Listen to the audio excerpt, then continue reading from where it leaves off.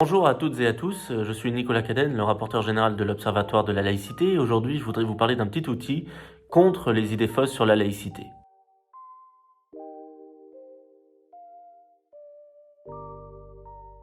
Parce que la laïcité, qu'est-ce que c'est?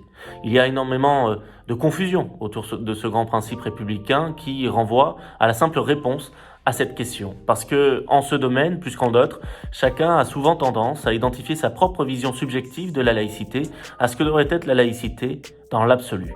Et puis allons plus loin. Comment s'applique la laïcité? Qu'est-ce qu'on a le droit de faire, de ne pas faire? Qui est soumis à la neutralité, qui ne l'est pas? Est-ce qu'on a le droit d'exprimer des opinions religieuses dans l'espace public? Qu'est-ce qu'il en est dans l'entreprise privée? Et puis d'où vient la laïcité? Comment a-t-elle été pensée? Est-ce une exception française? Etc.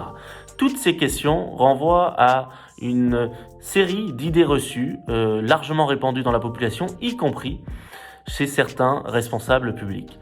Et cela, reconnaissons-le, peut-être parce que beaucoup de prescripteurs d'opinion cèdent trop souvent à la petite phrase qui fera le buzz, ou au culte du clash, ou au culte de l'immédiateté, qui est renforcé parfois par les chaînes d'infos en continu ou par les réseaux sociaux.